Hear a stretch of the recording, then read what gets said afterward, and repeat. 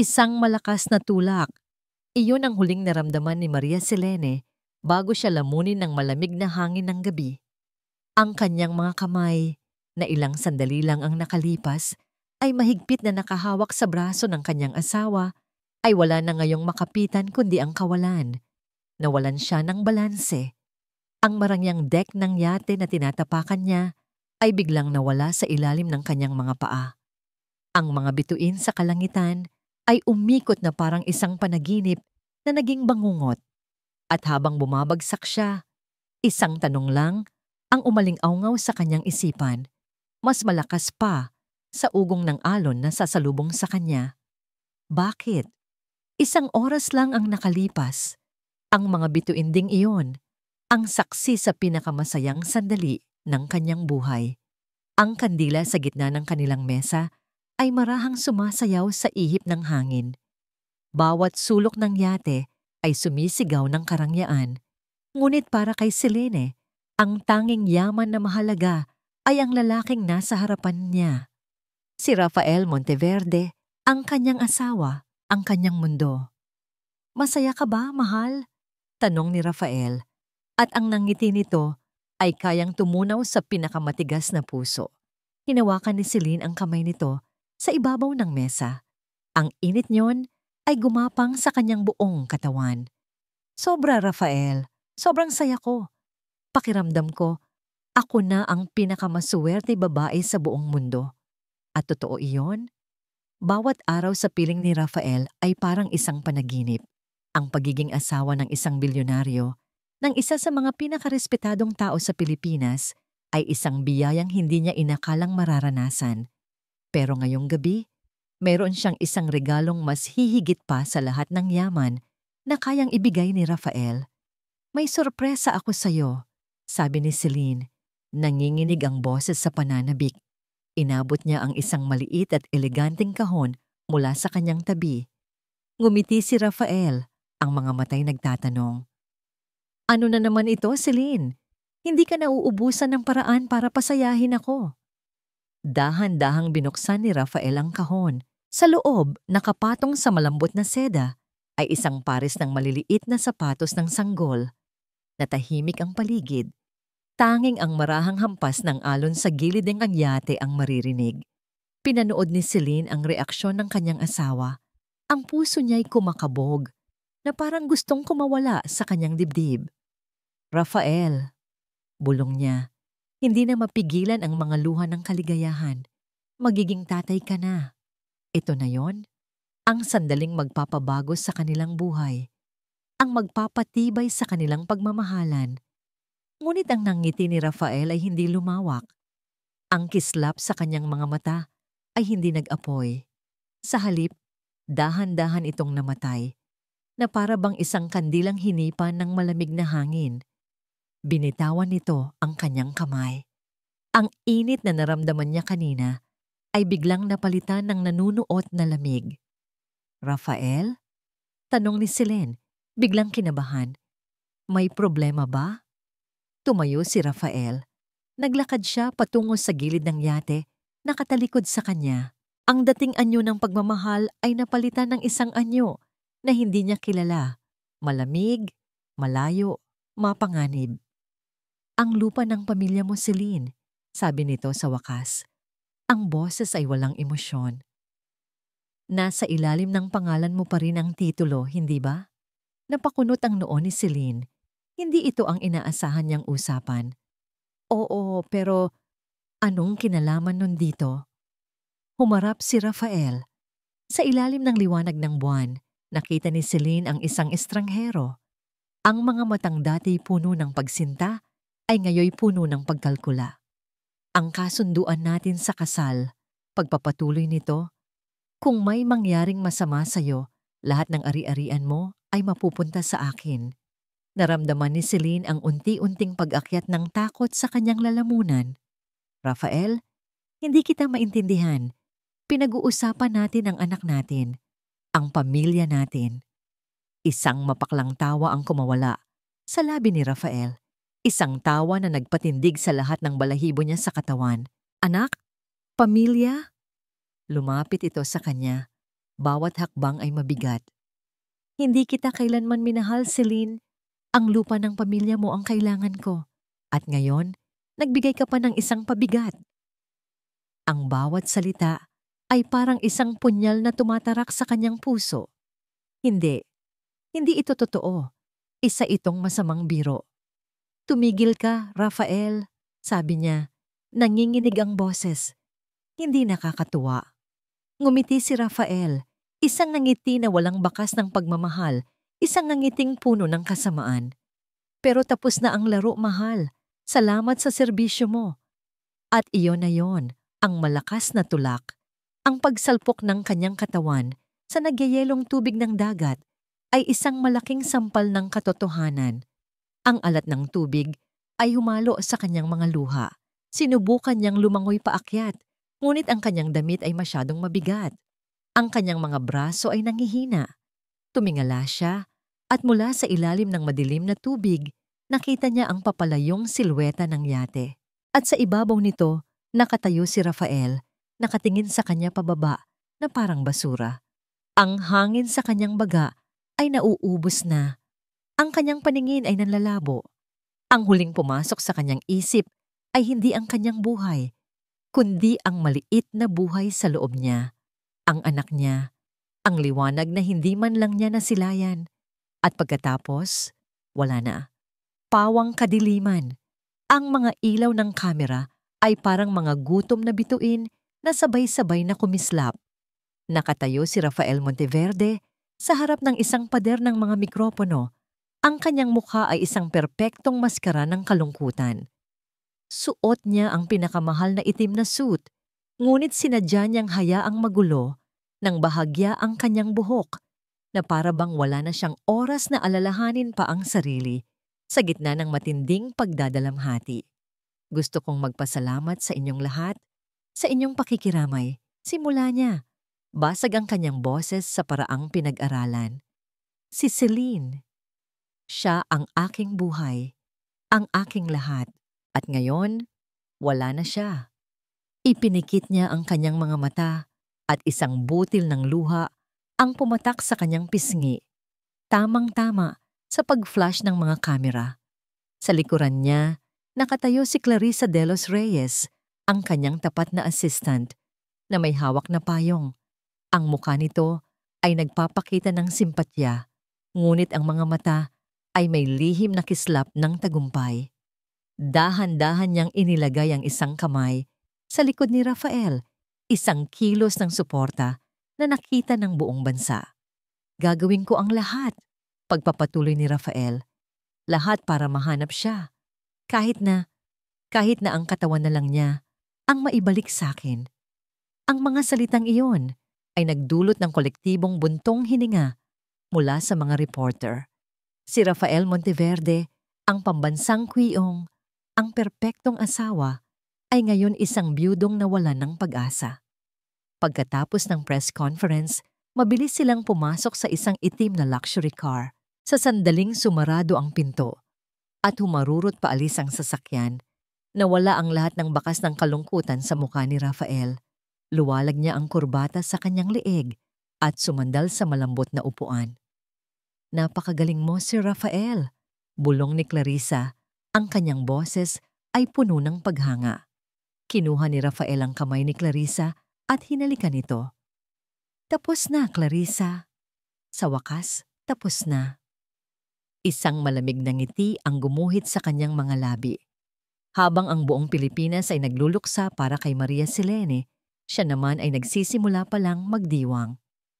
Samantala, sa isang malayong baryo sa probinsya na amoy alat ng dagat, dahan-dahang iminulat ni Maria Selene ang kanyang mga mata. Ang unang bumungad sa kanya ay isang kisaming gawa sa kawayan at sawali, amoy gamot, at lumang kahoy ang hangin. Sinubukan niyang bumangon, ngunit isang matinding sakit ang kumirot sa kanyang ulo na nagpabalik sa kanya sa pagkakahiga. Dahan-dahan lang, isang boses ng lalaki ang nagsalita, malamig at walang emosyon.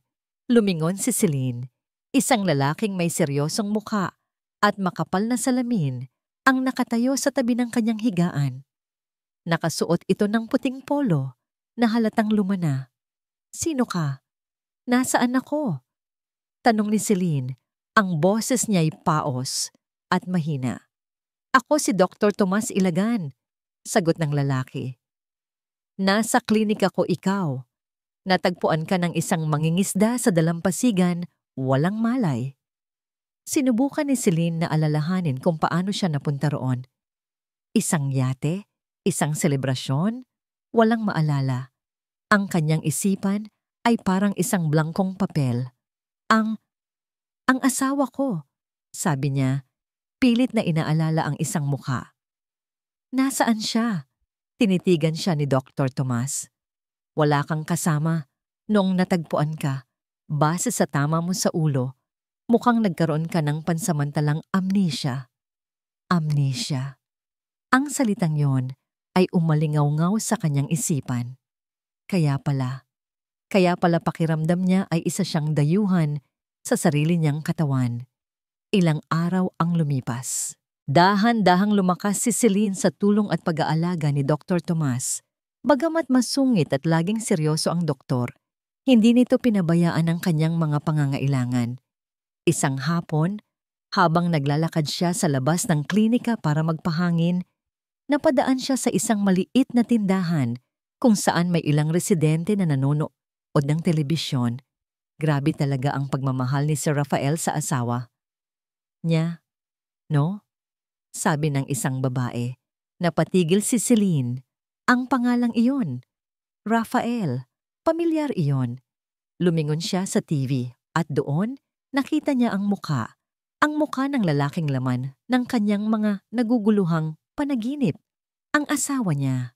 Ngunit ang headline sa ilalim ng screen ay nagpatigil sa pagtibok ng kanyang puso. Maria Selene Monteverde, opisyal ng idineklarang patay matapos ang isang linggong paghahanap patay. Paanong?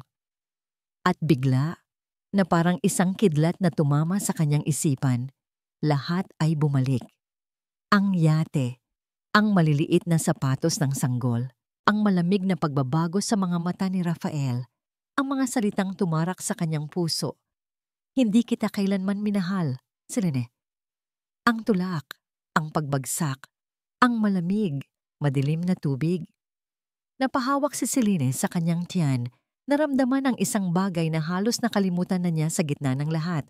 Ang anak niya, ang anak nila, isang nakakabinging sigaw ang kumawala sa kanyang lalamunan.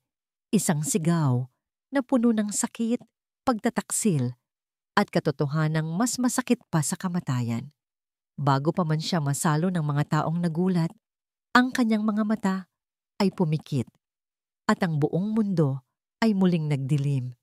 Nang muling imulat ni Celine ang kanyang mga mata, ang una niyang naramdaman ay hindi ang sakit ng ulo, kundi ang bigat ng katotohanan. Lahat ay totoo. Ang pagtataksil, ang kasinungalingan, ang pagtatangkang pagpatay sa kanya. Agad siyang napahawak sa kanyang tiyan. Ang pag-aalala para sa dinadala niya ay mas matindi pa sa sakit na nararamdaman niya para sa sarili. "Gising ka na pala." Nandoon si Dr. Tomas, nakatayo sa may pintuan, may dalang isang baso ng tubig. Ang mukha nito ay seryoso pa rin, ngunit sa mga mata nito may bakas ng pag-aalala. Ang baby ko," bulong ni Celine. Ang boses ay nanginginig. "Okay lang ba siya?" Lumapit si Tomas at inabot ang tubig. "Huminahon ka. Sa ngayon, mukhang maayos naman kayo pareho. Pero kailangan mong maging malakas para sa kanya." Ang mga salitang yon ay tumago sa puso ni Celine. Para sa kanya. Oo, hindi na para kay Rafael. Hindi na para sa pangarap na pamilya na winasak nito. Ngayon, para na lang sa maliit na buhay sa loob niya. Ito na lang ang natitira sa kanya. Lumipas ang mga buwan. Ang katawan ni Celine ay unti-unting lumakas kasabay ng paglaki ng kanyang sinapupunan. Naging tahimik ang kanyang buhay sa maliit na baryo. Tinulungan niya si Dr. Tomas sa klinika sa mga simpleng gawain at sa gabi, habang nakikinig sa mga alon, kinakausap niya ang kanyang hindi pa isinisilang na anak. Naging sandalan niya si Dr. Tomas. Bagamat bihira itong magsalita, ang kanyang mga kilos ay sapat na. Lagi siyang may inihahandang pagkain para kay Celine. Tinitiyak niyang naiinom nito ang kanyang mga bitamina. Siya ang naging tahimik na tagapag-alaga sa gitna ng kanyang nawasak na mundo. Isang gabi, isang malakas na bagyo ang nanalasa sa probinsya. Ang hangin ay sumisipol sa labas at ang ulan ay walang tigil sa pagbuhos. At sa gitna ng unos na yon, nagsimulang maramdaman ni Celine ang matinding sakit. Oras na, walang ibang tao, walang kuryente. Tanging ang liwanag lang mula sa isang gasera at si Dr. Tomas na hindi umalis sa kanyang tabi. "Kaya mo yan, Celine," sabi ni Tomas. Ang boses ay kalmado at matatag. "Huminga ka ng malalim, nandito lang ako." Sa gitna ng sakit at takot, humugot ng lakas si Celine mula sa presensya ng doktor. Sa bawat sigaw niya, sa bawat pag-iri, naroon si Tomas. Ginagabayan siya. Pinapalakas ang kanyang loob. At sa wakas, sa gitna ng kulog at kidlat, isang malakas na iyak ng sanggol ang pumuno sa maliit na silid. Nawala ang lahat ng sakit. Napalitan ito ng isang damdamin na hindi pa nararamdaman ni Celine kailanman. Pag-ibig. Isang pag-ibig na puro at walang kapantay. Inilapag ni Tomas ang sanggol sa kanyang dibdib. Isang maliit na babae, perpekto at walang muwang sa kasamaan ng mundo. Hinaplos ni Celine ang malambot nitong pisngi habang ang mga luha ay dumadaloy sa kanyang mga mata. "Siya ang liwanag ko," bulong ni Celine sa gitna ng kanyang mga hikbi. Sa gitna ng lahat ng dilim, siya ang aking liwanag. Tumingin siya sa sanggol. "Ang pangalan mo ay Luz." Ilang linggo pagkatapos noon, habang mahimbing na natutulog si Luz, naisipan ni Celine na maglinis sa lumang bodega ng klinika para makatulong. Habang inaayos niya ang mga nakatambak na kahon, isang maliit at mabigat na baul ang hindi niya sinasadyang natabig. Bumagsak ito sa sahig at bumukas. Nagkalat ang laman nito, mga lumang dokumento, medical journals, at mga ginupit na balita mula sa dyaryo. Pinulot niya ang mga ito para ibalik sa loob ng isang headline ang pumukaw sa kanyang atensyon. Isang luma at naninilaw na artikulo. Dr. Tomas Ilagan, tinanggalan ng lisensya dahil sa medical malpractice at pagnanakaw ng research. Napatigil si Celine, ngunit ang mas ikinagulat niya ay ang pangalang nabanggit sa katawan ng balita. Ang kumpanyang nagsampa ng kaso, Monteverde Corporation. Sakto namang pumasok si Tomas sa bodega. Nakita niya ang hawak ni Celine. Ang kanyang mukha ay biglang nanigas. Ang kalmadong anyo ay biglang nabakantehan ng isang madilim na anino mula sa nakaraan. "Ano no ito, Doc?" tanong ni Celine. Ang boses ay halos pabulong. Hindi agad sumagot si Tomas. Kinuha niya ang artikulo mula sa kamay ni Celine at tinitigan ito na parang isang lason. "Ang nakaraan na pilit kong ibinabaon," sabi niya sa wakas. Ang boses ay puno ng pait. Umupo siya sa isang lumang upuan. At sa kauna-unahang pagkakataon, nakita ni Celine ang tunay na Tomas Ilagan. Hindi ang masungit na doktor, kundi isang taong winasak din ng parehong tao. "Ako dapat ang mamumuno sa isang malaking research project sa ilalim ng Monteverde Corporation," pag-uumpisa niya. Isang gamot na makakatulong sa libu-libong tao. Pero may isang taong gusto itong angkinin. Ang CEO nila, si Rafael Monteverde. Napasinghap si Celine. Tinulungan siya ng kanyang assistant noon. Pagpapatuloy ni Tomas, ang mga kamao ay nakakuyom. Isang babaeng nagngangalang Clarissa de los Reyes. Sila ang gumawa ng mga pekeng ebidensya. Siniraan nila ako sa media. Ninakaw nila ang lahat ng pinaghirapan ko. Sinira nila ang pangalan ko, ang buhay ko. Natahimik ang buong silid. Sa wakas, naiintindihan na ni Celine ang lahat. Ang dahilan ng pagiging malayo ni Tomas sa mundo. Ang sakit na itinatago nito sa likod ng kanyang seryosong mukha. Hindi lang pala siya ang biktima. Tinitigan ni Celine ang doktor, ang lalaking nagligtas sa kanya at sa kanyang anak. Ang lalaking winasak ng parehong demonyo na sumira sa buhay niya. Isang bagong apoy ang nag-alab sa kanyang puso. Hindi na ito apoy ng sakit, kundi apoy ng galit at determinasyon. Tumayo siya. Tumingin siya ng diretso sa mga mata ni Tomas. Hindi na tayo magiging biktima, Dok. Panahon na para singilin si Rafael sa lahat ng utang niya. 5 taon. 5 taon na ang lumipas. Sa 5 taon na yon, ang mundo ni Celine ay lumiit at naging payak. Wala ng mga grand ball, mga mamahaling damit o mga peking ng ngiti. Ang mundo niya ngayon ay ang maliit na baryo, ang amoy ng dagat, at ang halakhak ng kanyang anak. Mama, Tito Tomas, tignan niyo. Ang masayang sigaw ni Luz ang pumunit sa katahimikan ng hapon. Tumingin si Celine mula sa pagkakaupo niya sa ilalim ng isang puno ng niyog. Ang kanyang 5 taong gulang na anak ay buong pagmamalaking itinuturo ang sand castle na kanilang ginawa ni Tomas. Napakaganda naman yan, anak, sabi ni Celine. Isang tunay na ngiti ang sumilay sa kanyang mga labi. Lumapit si Tomas, pinagpag ang buhangin sa kanyang kamay. Ang dating seryosong doktor ay mayroon ng malambot na kislap sa mga mata. Isang kislap na para lang kay Luz at Selene. Sa paglipas ng mga taon, hindi lang siya naging tagapagligtas, naging kaibigan siya, katuwang, at higit sa lahat, isang ama para kay Luz. Ang buhay nila ay simple, pero buo. Isang pamilyang nabuo, hindi sa dugo, kundi sa pinagsamahang sakit at pag-asa. Isang araw, habang naglalaro sila sa dalampasigan, isang matandang lalaki ang lumapit sa kanila. Si Mang Lando, ang mangingisda na unang nakakita kay Celine, 5 taon na ang nakalipas.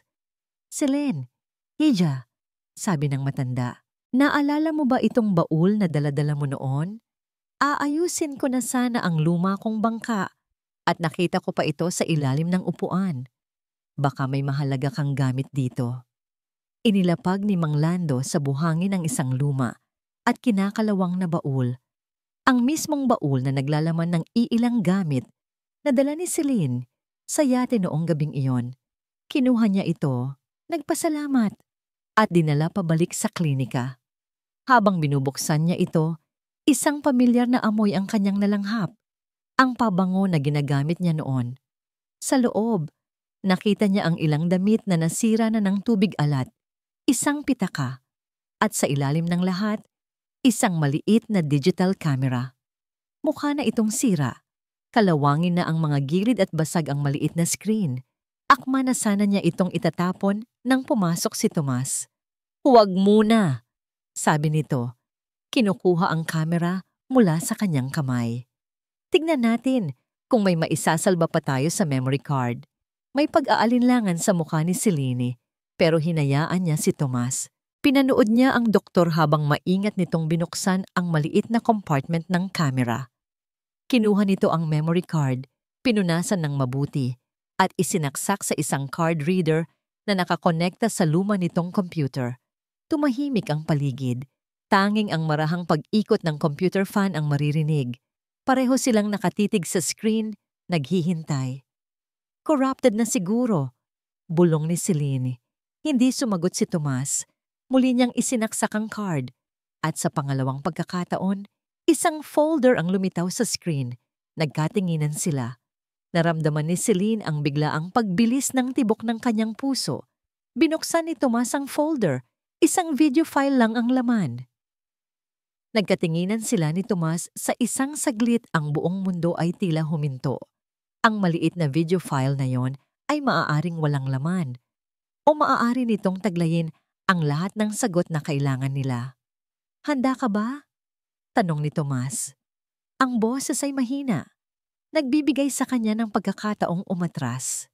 Isang mabagal na pagtango mula kay Celine. Isang click. Ang unang lumabas ay isang magulo at madilim na imahe.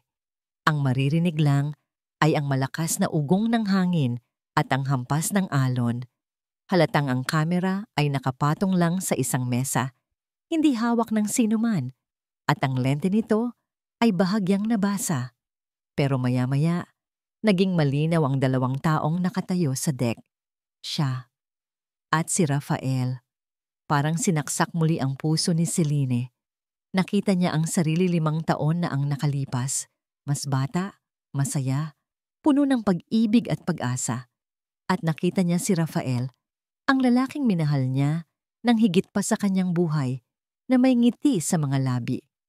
Ang pekeng ng ngiti, narinig niya ang sarili niyang boses, nanginginig sa pananabik. Magiging tatay ka na.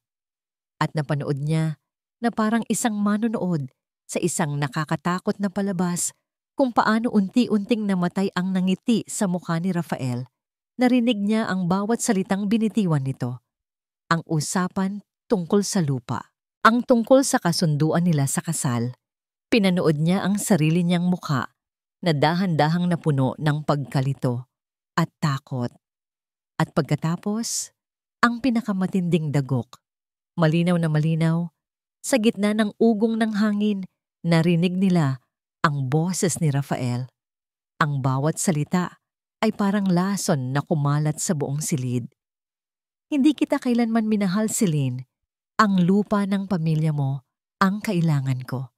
At ngayon, nagbigay ka pa ng isang pabigat. Naramdaman ni Celine ang panginginig ng kanyang mga kamay. Naramdaman niya ang panlalamig na gumapang sa kanyang buong katawan na para bang siya mismo ang muling itinulak sa nagyaylong dagat. Tumigil ka, Rafael. Narinig niya ang sarili niyang tinig, puno ng takot at hindi paniniwala. Hindi nakakatuwa. At ang huling sagot ni Rafael, ang ngiti nito na hindi man nakikita ng malinaw sa video ay ramdam na ramdam sa tono ng kanyang boses. Pero tapos na ang laro, mahal. Salamat sa serbisyo mo. Ang sumunod ay isang malabong paggalaw, isang sigaw, isang malakas na splash. Pagkatapos ay umikot ang imahe na para bang nahulog ang kamera at ang huling nakita nila ay ang madilim na kalangitan bago tuluyang namatay ang recording. Tapos na ang video. Isang nakabibinging katahimikan ang bumalot sa kanila.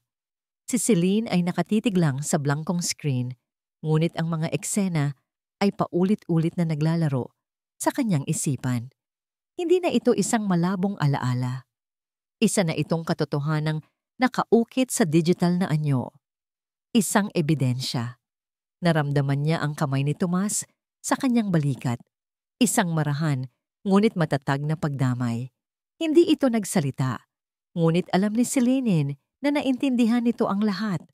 Ang lalim ng sakit, ang bigat ng kataksilan. Dahan-dahang itinaas ni Celine ang kanyang nanginginig na kamay at itinuro ang computer. Hindi sa screen, kundi sa maliit na memory card na nakasaksak pa rin sa gilid nito. Isang piraso ng plastik na naglalaman ng lahat ng katotohanan, ang magiging sandata niya.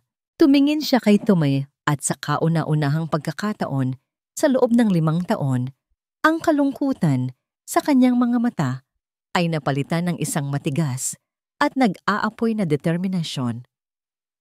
Wala na ang Celine na biktima. Wala na ang Celine na nagtatago. Hinawakan niya ng mahigpit ang memory card. Ito ang magpapalaya sa kanya at ito rin ang wawasak kay Rafael. Tumingin siya sa bintana, sa direksyon ng malayong kabihasnan na matagal na niyang tinalikuran. Manila, sabi niya. Ang bawat salita ay may bigat at pangako. Kailangan na nating bumalik. Ang liwanag ng chandelier ay naliligo sa karangalan. Ang bulungan ng mga mayayaman at makapangyarihan ay parang musika sa pandinig ni Rafael Monteverde. Nakatayo siya sa entablado, hawak ang isang baso ng champagne, tinatanawang tagumpay. 5 taon. 5 taon mula nang mawala si Celine. At sa 5 taon na yon, pinarami niya ang kanyang yaman. Pinalawak ang kanyang kapangyarihan. Ang Monteverde Paradise Resort na nakatayo mismo sa lupang pagmamay-ari noon ng pamilya ni Celine ay malapit nang matapos. Ito ang magiging korona ng kanyang imperyo. Isang tagay para sa hinaharap. Sigaw niya. At ang lahat ay nagsigawan bilang pagsang-ayon. Ngumiti siya. Ang perpektong nangiti ng isang bilyonaryong minamahal ng lahat. Ngunit sa likod ng mga matang yon, sa isang sulok ng kanyang isipan na hindi niya kayang kontrolin, isang anino ang patuloy na nagpaparamdam. Nang gabing iyon, sa kanyang malawak at malamig na mansyon, ang aninong iyon ay naging isang bangungot. Nasa ilalim siya ng madilim na tubig, malamig, mabigat, walang hangin. Pinipilit niyang lumangoy paakyat, ngunit may humihila sa kanyang mga paa pababa. At narinig niya ang isang boses, isang bulong na tumagos sa tubig, sa kanyang mga buto. Rafael. Si Celine. Bakit Rafael? Bigla siyang nagising, humihingal, basang-basa ng pawis. Napaupo siya sa kanyang kama, ang puso niya'y dumadagundong. Hindi ito ang unang beses. Sa loob ng 5 taon, paulit-ulit siyang dinadalaw ng parehong panaginip. Ang multo ni Celine ay ayaw siyang patahimikin. Kinabukasan, sa kanyang opisina na nasa pinakatuktok ng isang gusaling salamin, hindi siya mapakali. Ang mga numero sa stock market ay tumataas, ngunit ang isip niya ay nasa ibang lugar. Naalala niya ang sinabi ng isang kasosyo sa negosyo noong nakaraang linggo. Isang biro tungkol sa pagkikita ng isang babae sa probinsya na kamukhang kamukha raw ng yumaong asawa niya. Pinagtawanan lang niya ito noon. Pero ngayon, ang birong iyon ay parang isang babala. Kinuha niya ang kanyang cellphone at tinawagan ng isang numero na para lamang sa mga espesyal na utos. Marco, sabi niya nang may sumagot sa kabilang linya, may ipapagawa ako sa'yo. Kahit ano, sir. Sagot ng kanyang pinagkakatiwalaang tauhan. Balikan mo ang baybayin kung saan nangyari ang aksidente 5 taon na ang nakalipas. Utos ni Rafael. Ang boses ay malamig at matigas. Bawat baryo, bawat isla sa paligid, siguraduhin mong walang nakaligtas. Walang pwedeng maging multo ng nakaraan. Kinabukasan, isang itim na van ang dumating sa tahimik na probinsya. Bumaba si Marco, isang lalaking nakasuot ng itim na polo at salaming pang-araw.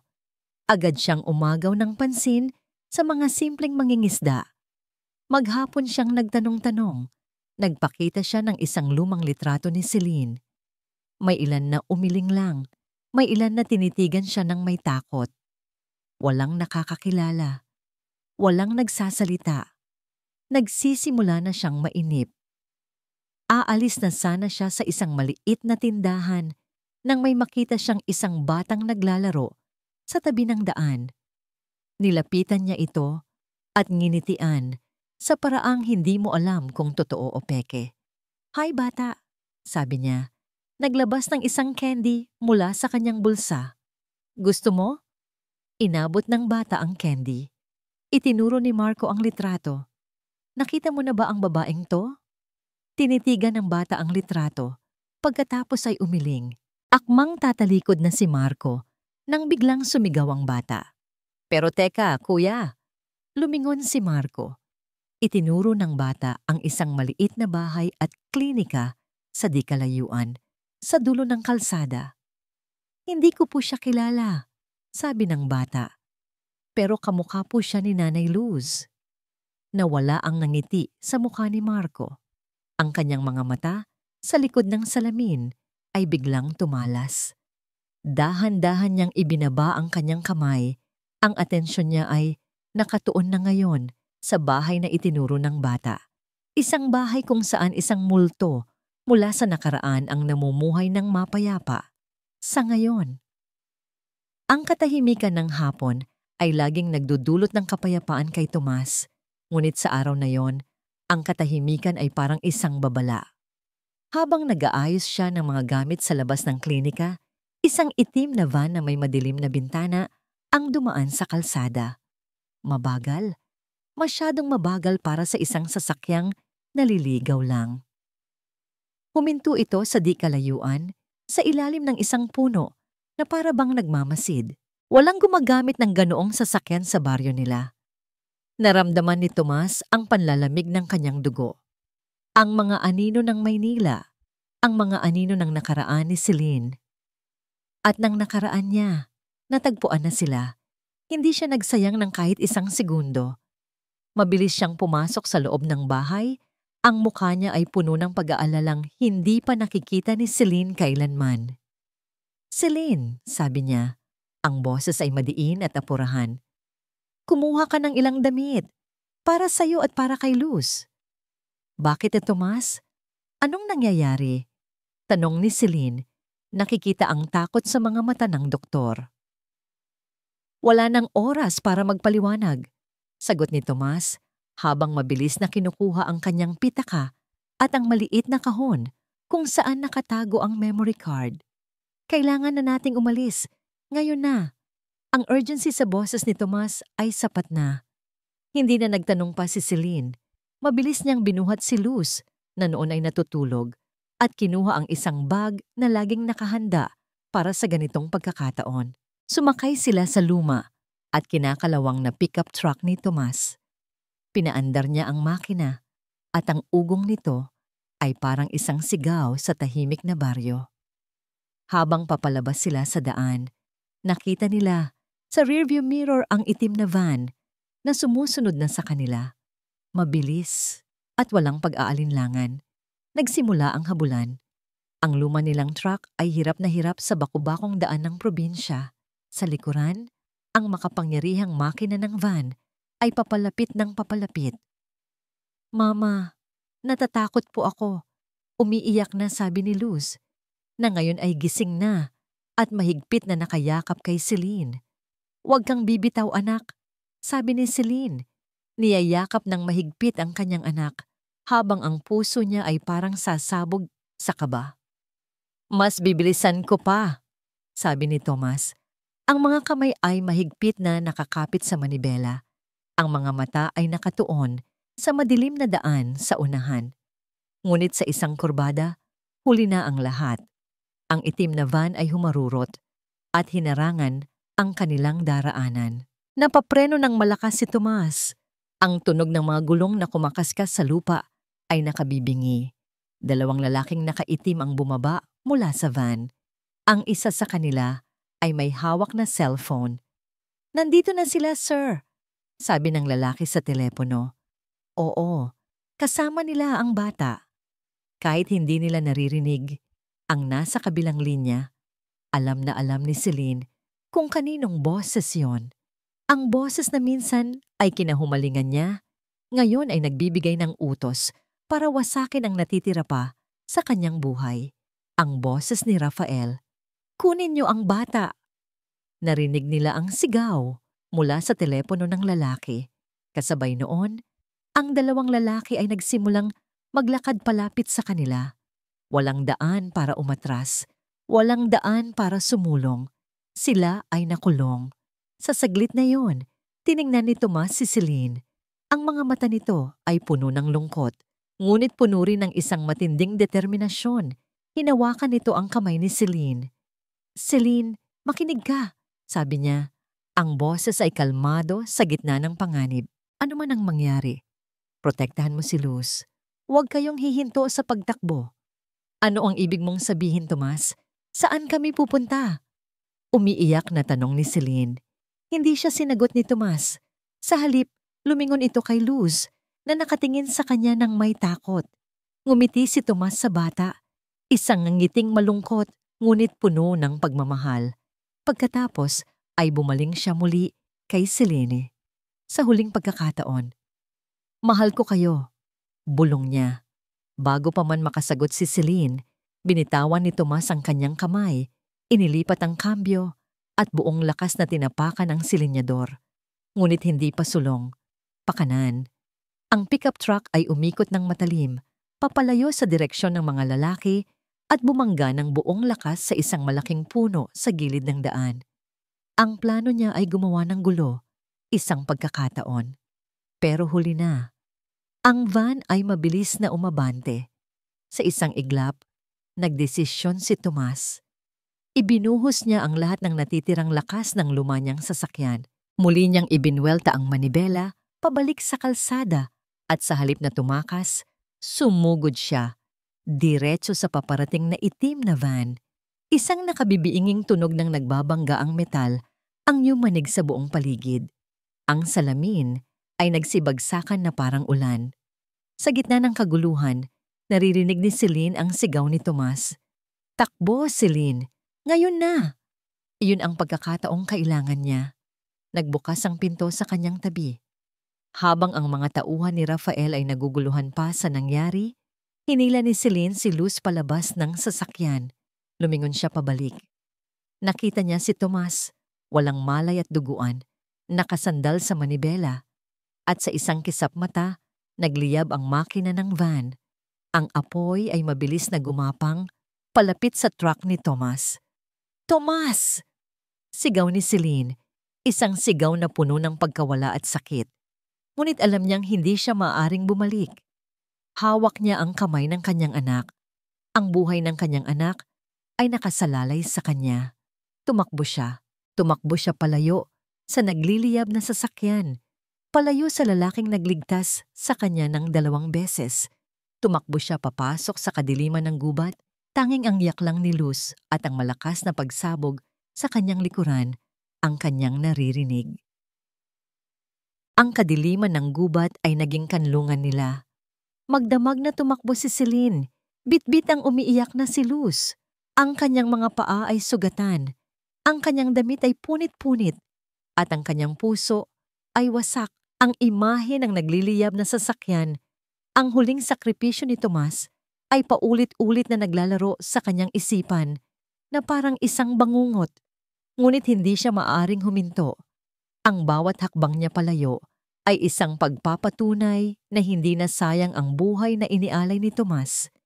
Kinabukasan, pagod at gutom, narating nila ang isang maliit na daungan sa kabilang panig ng probinsya.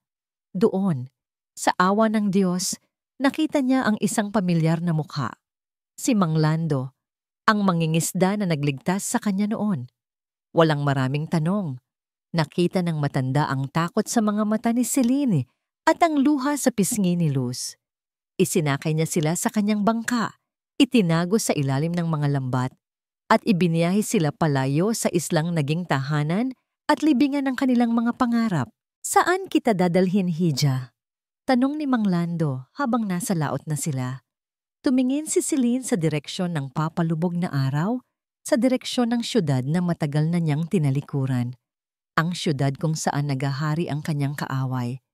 Wala nang takot sa kanyang mga mata. Napalitan na ito ng isang malamig at matigas na determinasyon. "Sa Maynila po," sagot niya. "May kailangan akong tapusin."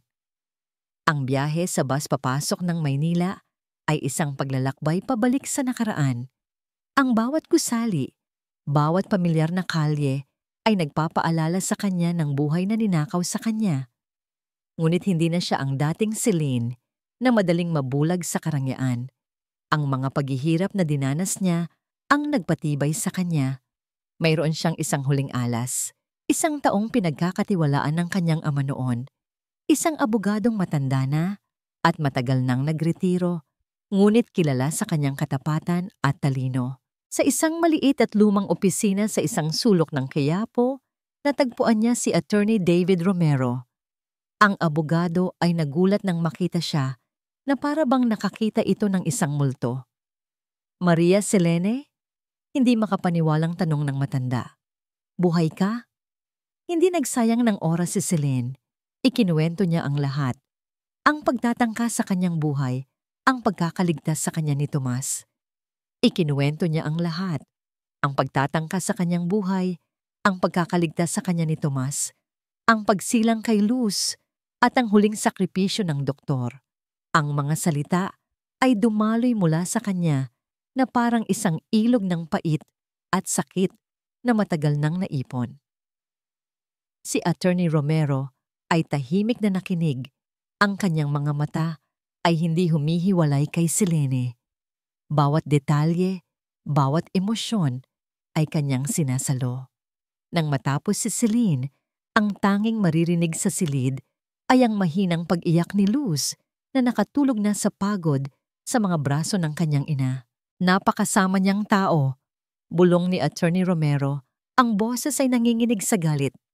Ngunit Hija, ang salita mo laban sa salita ng isang Rafael Monteverde. Mahihirapan tayo. Iyon ang sandaling hinihintay ni Celine. Dahan-dahan, kinuha niya mula sa kanyang bag ang isang maliit na telang nakabalot. Maingat niyang inilabas mula roon ang isang bagay na mas mahalaga pa sa kahit anong yaman. Ang memory card. Inabot niya ito sa abogado. Hindi po ito salita laban sa salita. Ito po ay katotohanan laban sa kasinungalingan. Kinuha ni Attorney Romero ang maliit na card, isinaksak ito sa kanyang laptop at pinanood ang video. Ang kanyang mukha ay dahan-dahang nagbago.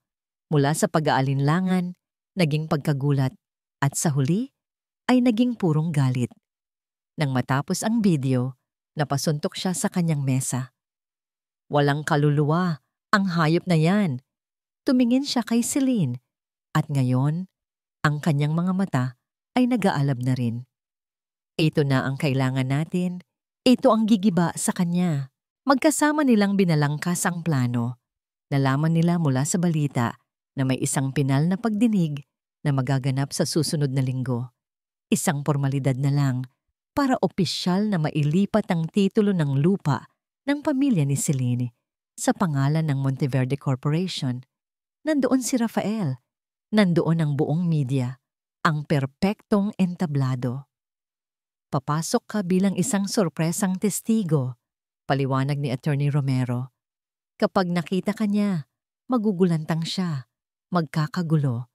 At sa gitna ng kaguluhang iyon, ipapalabas natin ang video.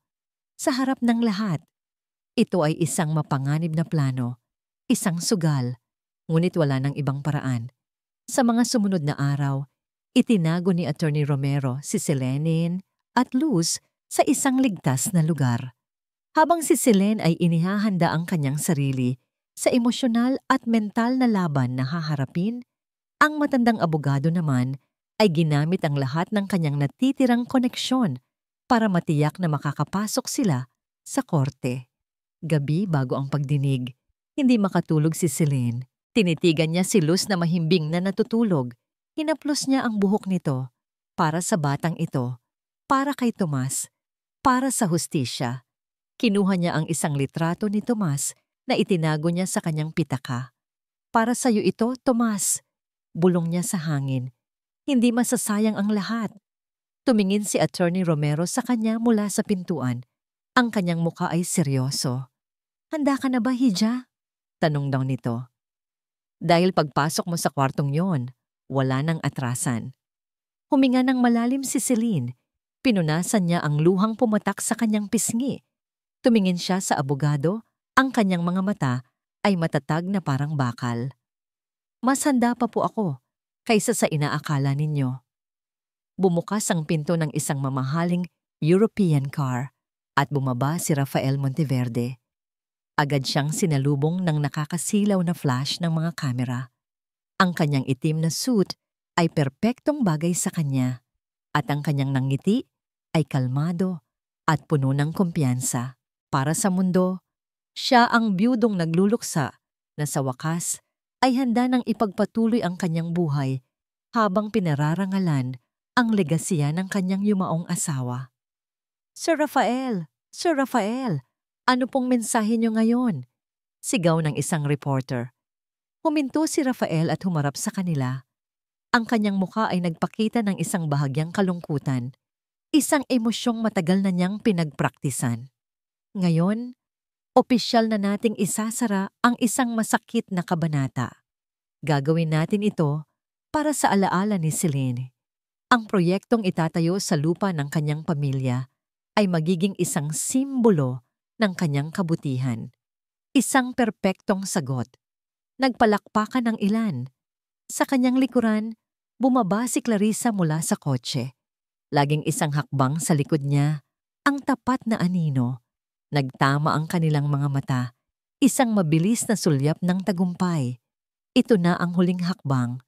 Pagkatapos nito, ang lahat ay magiging kanila na. Naglakad si Rafael papasok sa korte na parang isang hari na papasok sa kanyang palasyo. Bawat pagbati, bawat tapik sa balikat ay nagpapataba sa kanyang ego.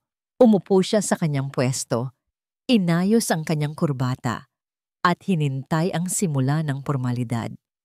Para sa kanya, ito ay isang simpleng pirmahan na lang, isang pagtatanghal. Sa kabilang panig ng gusali, sa isang maliit at tahimik na silid, nakaupo si Celine. Ang ingay mula sa labas ay dinig na dinig, ngunit sa loob ng kwarto, ang tanging naririnig niya ay ang malakas na dagundong ng sarili niyang puso. Malamig ang kinauupuan niyang silya. Napatingin siya sa hawak niyang kupas na litrato, isang larawan ni Tomas at isang batang-batang si Luz na masayang naglalaro sa dalampasigan. Ito ang kanyang lakas. Ito ang kanyang dahilan. Hindi na para sa paghihiganti, para sa hustisya. Tumayo si Attorney Romero sa kanyang tabi. Hindi ito nagsalita, ngunit marahan itong tinapik ang kanyang balikat. Isang tango lang ang isinagot ni Celine. Handa na siya. Sa loob ng korte, nagsimula na ang pagdinig. Mabilis at walang aberya. Ang abogado ni Rafael ay nagsasalita ng may kumpiyansa. Ipinipresenta ang mga dokumento na maglilipat ng pagmamay-ari ng lupa. Si Rafael ay bahagya lang nakikinig. Ang isip ay nasa victory party na gaganapin mamayang gabi. At sa mga kadahilanang yon, Your Honor, wala nang anumang legal na hadlang para. Tumututol po ako, Your Honor.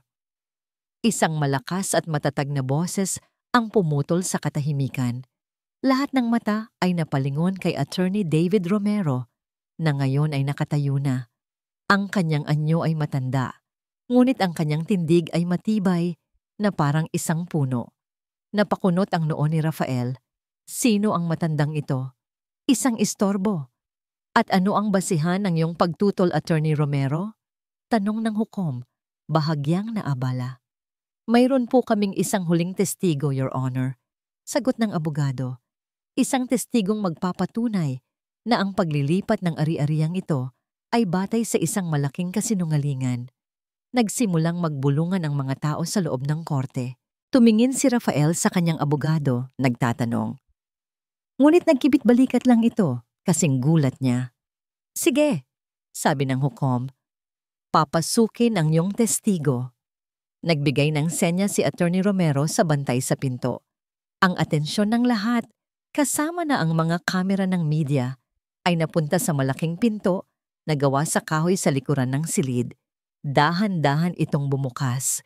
Isang babae ang pumasok, nakasuot ng simpleng puting bestida. Ang kanyang buhok ay nakatali lang. Ang kanyang mukha ay hindi na ang mukha ng isang inosenteng dalaga, kundi mukha ng isang babaeng sinubok ng panahon. Matatag, walang bakas ng takot. Naglakad siya papasok. Ang bawat hakbang ay mabigat at may kahulugan. Sa kanyang lamesa, ibinagsak ni Rafael ang kanyang ballpen. Ang dugo sa kanyang mukha ay biglang nawala. Ang kanyang mga mata ay nanlaki sa hindi paniniwala. Ang hangin ay tila ninakaw mula sa kanyang mga bga. Ang buong silid ay nabalot ng nakabibinging katahimikan na sinundan ng isang kolektibong pagsinghap. Hindi maaari. Isang multo, isang bangungot. Ang babae ay tumingin ng diretso sa kanya. Ang mga matang minsan ay puno ng pagmamahal, ngayon ay puno ng isang malamig na apoy. Nanginginig ang mga labi ni Rafael. Sinubukan niyang magsalita, ngunit walang boses na lumalabas. Celine? Bulong niya.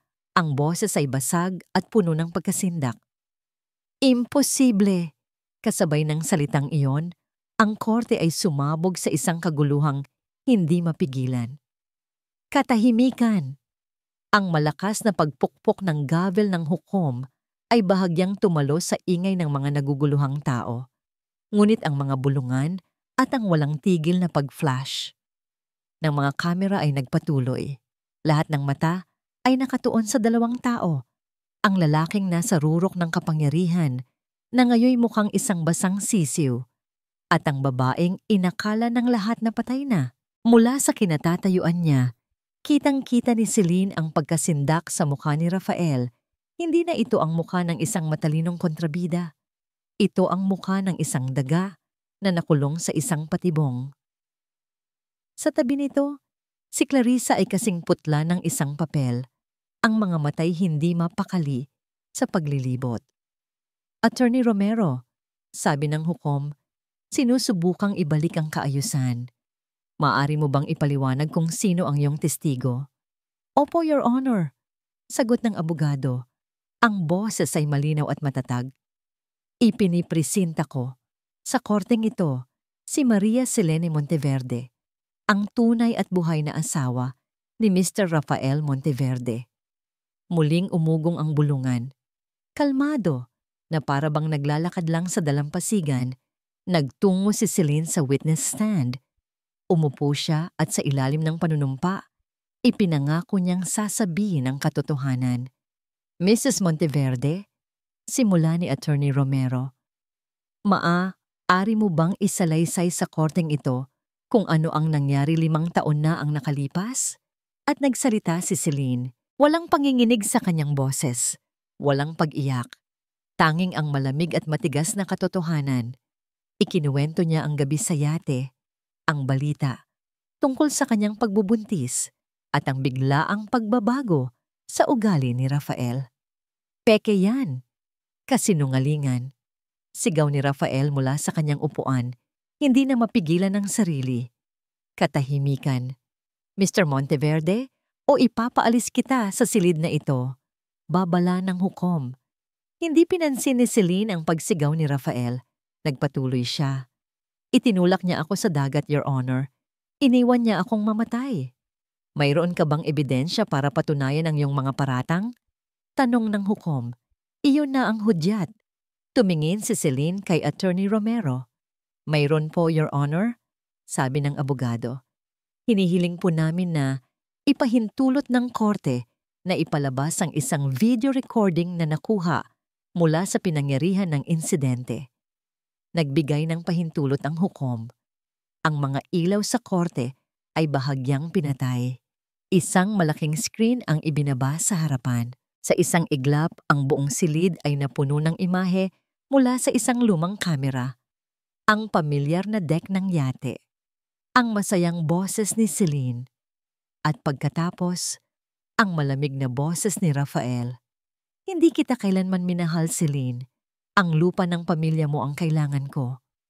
Isang kolektibong singhap ang narinig mula sa mga manonood. Ang mga reporter ay abala sa pagkuha ng litrato ng screen at ng reaksyon ni Rafael. Ang video ay nagpatuloy hanggang sa huling salita ni Rafael, sa malabong paggalaw at sa malakas na tunog ng pagbagsak ng isang katawan sa tubig. Nang matapos ang video, isang nakabibinging katahimikan ang bumalot sa korte. Lahat ng pekeng imahe ni Rafael bilang isang mapagmahal na asawa ay gumuho sa loob lamang ng ilang minuto. Ito'y pineke. Gawa-gawa lang yan para sirain ako. Desperadong sigaw ni Rafael. Ngunit bago pa man may makasagot, isang tinig ang biglang pumailan lang. Isang tinig na nanginginig at puno ng takot. Totoo ang lahat.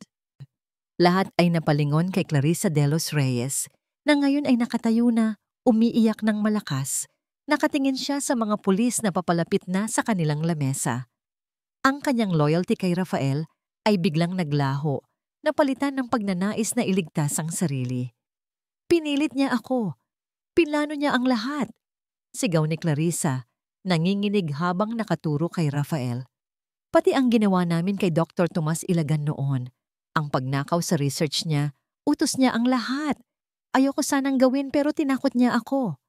Iyon na ang huling pako sa kabaong ni Rafael Monteverde. Hindi na naghintay ng utos mula sa hukom ang mga pulis. Lumapit sila kay Rafael. Mr. Rafael Monteverde, inaaresto ka namin sa salang attempted murder at conspiracy. Ang tunog ng pag-click ng posas sa kanyang mga pulso ay umalingaw-ngaw sa buong silid. Napatingin si Rafael kay Celine, hindi na may pagkasindak, kundi may purong galit at pagkamuhi. Isang tingin na nangangakong hindi pa tapos ang lahat. Ngunit hindi natinag si Celine. Tinitigan niya lang ito pabalik. Ang kanyang mukha ay kalmado. Habang inilalabas si Rafael ng korte, na ngayoy parang isang kriminal, ang mga reporter ay nagkagulo at dumumog kay Celine. Isang mikropono ang biglang lumitaw sa harap ng kanyang mukha. "Bakit ngayon lang kayo bumalik?" tanong ng isang reporter. "Para maghiganti?" Huminto si Celine. Tumingin siya ng diretso sa kamera sa milyon-milyong taong nanonood sa buong bansa. Huminga siya ng malalim at nang magsalita siya, ang kanyang boses ay malinaw at puno ng dignidad. "Hindi ako bumalik para sa paghihiganti," sabi niya. "Bumalik ako para ang anak ko ay mabuhay sa katotohanan." Lumipas ang ilang taon. Ang ingay ng eskandalo ay unti-unting humina at naging isang alaala na lang sa isipan ng publiko. Si Rafael Monteverde ay napatunayang nagkasala at ngayon ay binubulok na sa bilangguan. Ang kanyang imperyo ay unti-unting gumuho. Si Clarissa de los Reyes, bagamat nakakuha ng mas magaan na sentensya dahil sa kanyang testimonya, ay nabuhay sa kahihiyan at pag-iwas ng lipunan. Hindi kinuha ni Celine ang yaman ng mga Monteverde. Ang tanging hiningi niya pabalik ay ang lupang tunay na pag-aari ng kanyang pamilya. Ngunit sa halip na ituloy ang resort, isang ibang uri ng gusali ang kanyang itinayo roon. Isang simpleng araw. Sa ilalim ng mainit na sikat ng araw, daan-daang tao mula sa baryo at mga kalapit na lugar ang nagtipon. Nakatayo si Celine sa harap ng isang bagong gusali. Hawak ang kamay ng ngayon ay 9 na taong gulang na si Luz. Sa harapan nila, isang malaking banner ang nakasabit. "Welcome to the grand opening of the Luz Ilagan Charity Clinic."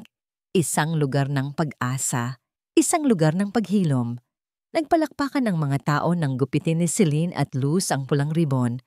Ang dating lupaing simbolo ng kasakiman ay ngayon ay isang simbolo na ng pagtulong at serbisyo. Habang kinakamayan ni Celine ang mga bisita, isang pamilyar na anino ang kanyang natanaw sa di kalayuan. Isang lalaking nakasandal sa isang puno, tahimik na nanonood. Nakasuot ito ng simpleng polo at sa kanyang kamay, mayroon siyang isang tungkod. Huminto ang pagtibok ng puso ni Celine. Hindi maaari. Dahan-dahan siyang naglakad palapit. Ang kanyang mga mata ay hindi humihiwalay sa lalaki. Habang papalapit siya, mas lalong nagiging malinaw ang mukha nito. May peklat sa gilid ng kanyang noo at bahagyang utal kung maglakad. Ngunit ang mga mata sa likod ng salamin, ang mga matang yon ay hindi niya kailanman malilimutan. "Tomas?" Bulong ni Celine. Nanginginig ang kanyang boses. Ngumiti ang lalaki. Isang ngiting pagod, ngunit puno ng parehong init at pagmamahal na naaalala niya. "Sinabi ko naman sa'yo," sabi ni Tomas. Ang boses ay bahagyang paos. "Babantayan ko kayo." Hindi na napigilan ni Celine ang mga luha. Tumakbo siya at niyakap ng mahigpit ang lalaking inakala niyang nawala na sa kanya magpakailanman. Niyakap din siya ni Tomas pabalik. Sa yakap na yon, lahat ng sakit, lahat ng pag-iisa, lahat ng hirap ay naglaho. Ikinuwento ni Tomas na himala siyang nakaligtas sa pagsabog. Iniligtas siya ng mga taga-baryo at dinala sa isang malayong ospital kung saan siya nagpagaling ng maraming taon. Nang sapat na ang kanyang lakas, ang una niyang ginawa ay hanapin sila. "Mama, sino po siya?" Napalingon sila sa boses ni Luz, na ngayon ay nakatayo sa kanilang tabi, nakatingin kay Tomas nang may pagtataka. Lumuhod si Celine sa harap ng kanyang anak. "Anak," sabi niya, habang ang mga luha ng kaligayahan ay patuloy na dumadaloy. "Siya si Tito Tomas. Siya ang anghel na nagligtas sa atin noon." Tumingin si Luz kay Tom. At si Tomas, sa unang pagkakataon, ay tumingin sa batang babaeng itinuring na niyang anak, na ngayon ay malaki na. Sa mga sumunod na araw, ang klinika ay naging tahanan nilang tatlo. Si Celine ang namamahala at si Tomas, sa kabila ng kanyang kapansanan, ay nagsilbing doktor ng bayan, Tinutulungan ang mga may sakit gamit ang kanyang karunungan at kabutihan. Natagpuan nilang muli ang isa't isa at sa pagkakataong ito, wala nang hahadlang sa kanila. Isang hapon, habang papalubog ang araw, nakaupo sina Celine at Tomas sa isang bench sa labas ng klinika. Pinapanood nila si Luz na masayang naglalaro kasama ang ibang mga bata. "Masaya ka ba, Celine?" tanong ni Tomas. Sumandal si Celine sa balikat nito, naramdaman ang kapayapaan na matagal na niyang hinahanap. Tumingin siya sa kanyang anak, ang kanyang liwanag. Tumingin siya sa lalaking nasa tabi niya, ang kanyang kanlungan. Dito niya natagpuan ang tunay na yaman. Hindi sa mga mansyon o sa mga kumikinang na alahas. Natagpuan niya ito sa simpleng buhay, sa pagtulong sa kapwa at sa pag-ibig na hindi kailanman sumusuko. Ngayon, masasabi ko ng ako na ang pinakamaswerte babae sa buong mundo. Sagot niya, isang ngiting puno ng katotohanan ang gumuhit sa kanyang mga labi. Noon, inakala niyang ang pinakamahalaga ay ang mahalin ng isang mayamang lalaki. Ngayon, alam na niya ang totoo. Ang pinakamahalaga pala sa lahat ay ang mahalin ng isang taong hindi ka kailanman ipagkakanulo.